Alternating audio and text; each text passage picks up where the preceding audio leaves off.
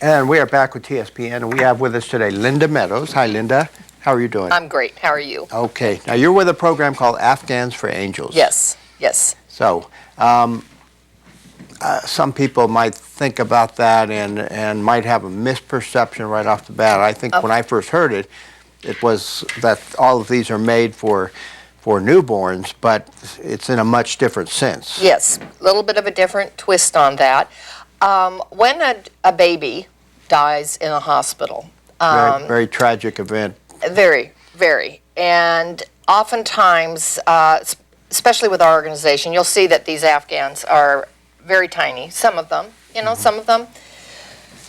There's so many reasons why babies die in this day and age, even, and but many are preemies. Many are preemies, and so parents are given an opportunity to hold these children.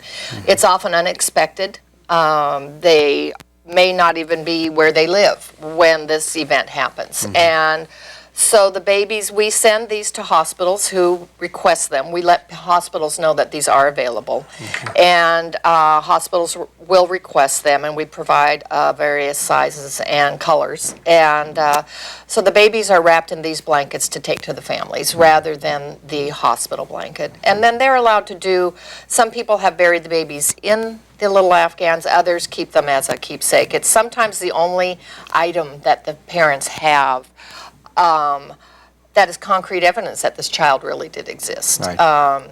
So it's a completely volunteer organization, and we run wonderful volunteers. Mostly, this is a statewide group. Most of the volunteers come from this area, strictly because this is where I live. Yeah. And I'm out there promoting. County? I live in Sutter Creek, yes. Okay. And so we have volunteers who knit, volunteers who crochet, quilt, and it's made to order, you said, correct? No, what we do is we get the Afghans from our volunteers, we package them up, and we hold them. Okay. Until they're requested by the hospital. We've been in existence now for almost 5 years, and we're from as far down as San Diego up through Redding and beyond. And we're Children's Hospital in Los Angeles, some of the hospitals down in Sacramento. We don't like to send them without them being requested, because they don't always have the space for the Afghans. How did you get involved in the program? My husband and I lost our first baby unexpectedly when she was 9 days old. She got sick at 6 days old. She was fine at birth, and brought her home. She was born on Christmas Eve, so brought her home, and everything seemed fine for the first week. And it's just, and that was in the day when you were not allowed to hold your child. We had gone home. We were in Southern California at the time, and our baby was transferred into Los Angeles. And we went home for one of those quick touch base, change clothes kinds of things, and then go back to the hospital. And we got a call while we were home to come right back.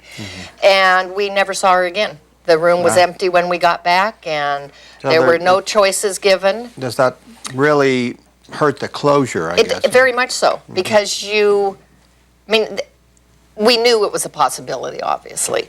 So I went for a long time, I volunteered with a couple of organizations who counseled, and their mothers going through, other families going through the same thing. And then I found this in a magazine, believe it or not, and I thought I could make for this organization. How long ago? About 5 years ago. 5 years ago. Yep. Okay. And so we're now in 19 hospitals. We will donate to a family if they know there's something coming up. All they have to do is call and request.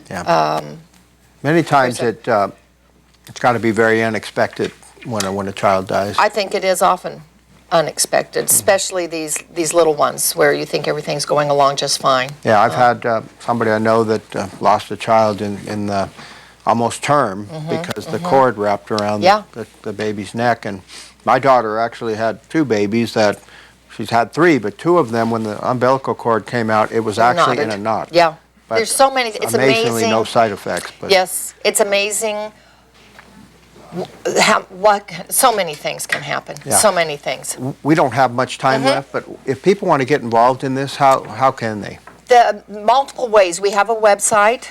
It's AfghansForAngelsCalifornia.com. You can reach us that way. The phone number is, let's see, 530-417-2112. This is not a plug. I own the Creaky Cupboard in Sutter Creek, so that's where all the drop-offs seem to take place for local volunteers because it's handy. And if people want to get involved, are they basically covering the expenses of They the are, material? they do. We do have volunteers who donate yarn to us. That is how they volunteer, and we will donate the yarn to the volunteer if they need it. And if people want to donate, they could contact you directly? Absolutely. That's Absolutely.